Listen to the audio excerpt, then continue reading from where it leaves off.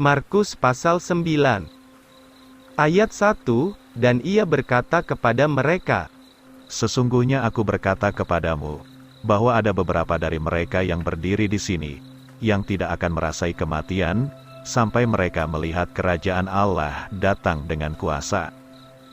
Yesus dimuliakan di atas gunung. Ayat 2, maka 6 hari kemudian, Yesus mengambil Petrus, Yakobus dan Yohanes, serta membawa mereka naik ke atas sebuah gunung yang tinggi, berasing sendirian, lalu Yesus berubahlah rupanya di hadapan mereka itu. Maka pakaiannya bercahaya, sangat putih seperti salju, sehingga tidak ada seorang penatu pun di atas bumi, yang dapat memutihkan sedemikian itu. Maka nampaklah kepada mereka, Elia dan Musa, dan mereka sedang berkata-kata dengan Yesus. Maka Petrus menjawab dan berkata kepada Yesus, Guru, baiklah kita tinggal di sini dan biarlah kami membuat 3 tenda, satu untuk dikau, satu untuk Musa, dan satu untuk Elia. Sebab ia tidak tahu apa yang harus dikatakannya, karena mereka sangat ketakutan. Maka adalah sebuah awan menaungi mereka, dan suatu suara keluar dari dalam awan itu, katanya, Inilah putraku yang kukasihi, dengarkanlah dia. Dan tiba-tiba, ketika mereka melihat sekelilingnya, mereka tidak lagi melihat seorang jua pun, kecuali Yesus saja dan mereka sendiri. Maka tatkala mereka turun dari gunung itu, Yesus berpesan kepada mereka, supaya tidak menceritakan kepada seorang pun apa yang sudah dilihatnya, sampai Putra Manusia bangkit dari antara orang mati. Maka mereka menyimpan perkataan itu bagi mereka sendiri, sambil bertanya-tanya sama sendirinya, apa artinya bangkit dari antara orang mati. Lalu mereka bertanya kepadanya, katanya, mengapa ahli-ahli Taurat berkata bahwa Elia harus datang dahulu?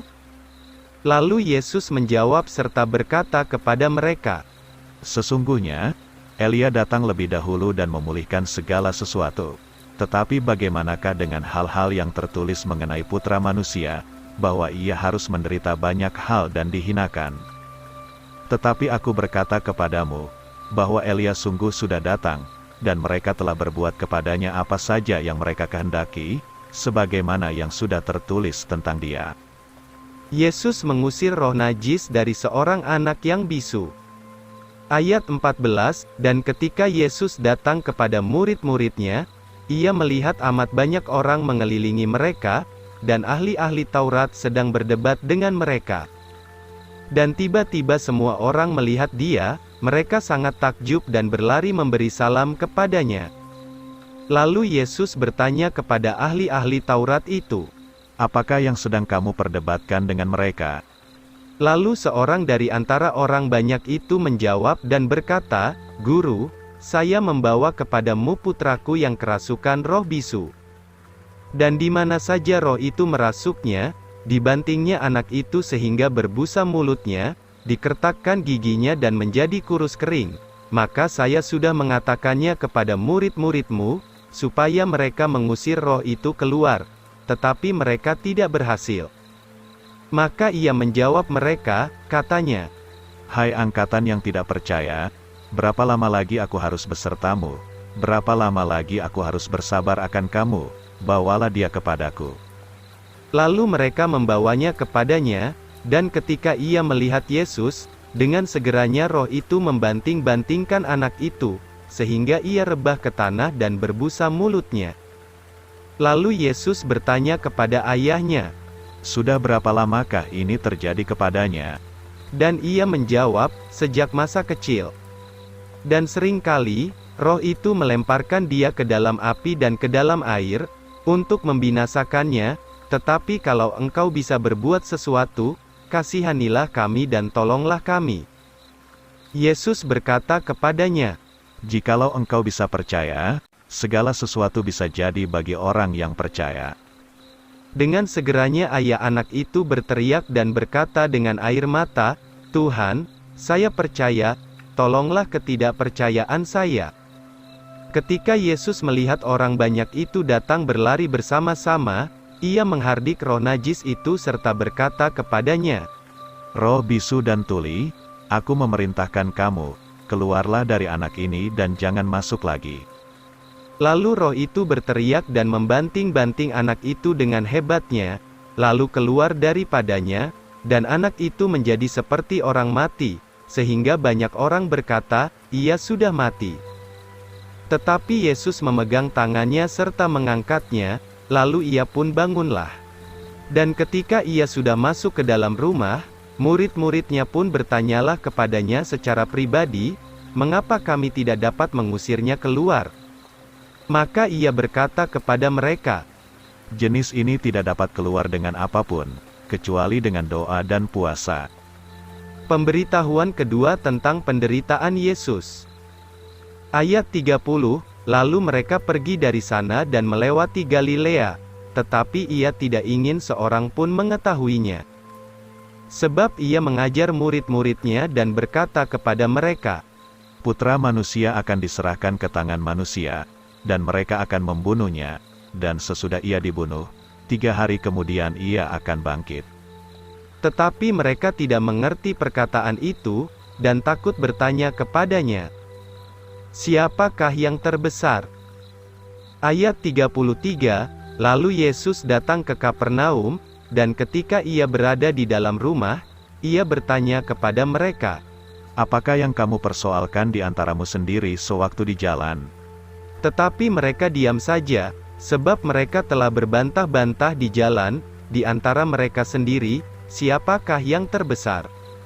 Lalu Yesus duduk dan memanggil ke-12 murid itu, dan berkata kepada mereka, Jika seseorang ingin menjadi yang pertama, hendaklah ia menjadi yang terakhir dari semuanya, dan pelayan dari semua. Dan Yesus mengambil seorang anak kecil dan menempatkan dia di tengah-tengah mereka, dan setelah ia memeluknya, ia berkata kepada mereka, Barang siapa yang menerima seorang dari anak-anak seperti ini di dalam namaku, ia menerima aku, dan barang siapa menerima aku, bukan menerima aku, melainkan dia yang sudah mengutus aku. Seorang yang bukan murid Yesus mengusir setan. Ayat 38, dan Yohanes menjawab kepadanya, katanya, Guru, kami melihat seorang yang tidak mengikut kita, mengusir setan di dalam namamu, dan kami melarangnya, sebab ia tidak mengikut kita.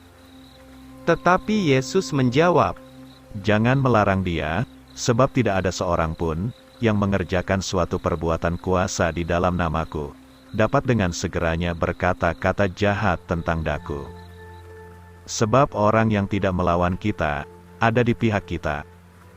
Sebab barang siapa yang memberi kamu minum secawan air di dalam namaku, karena kamu adalah milik Kristus, sesungguhnya aku berkata kepadamu, sekali-kali ia tidak akan kehilangan pahalanya.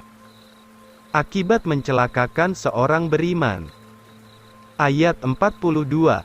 Dan barang siapa yang menyebabkan seorang dari anak-anak kecil yang percaya kepadaku ini tersandung, adalah lebih baik baginya jika sebuah batu kisaran digantungkan di lehernya, lalu ia dilemparkan ke dalam laut. Lebih baik menyangkal diri daripada binasa. Ayat 43.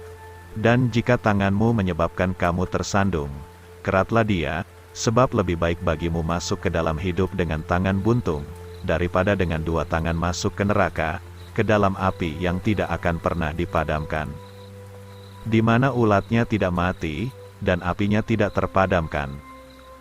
Dan jika kakimu menyebabkan kamu tersandung, keratlah dia, sebab lebih baik bagimu masuk ke dalam hidup dengan timpang, daripada dengan 2 kaki, dibuang ke dalam neraka, ke dalam api yang tidak dipadamkan.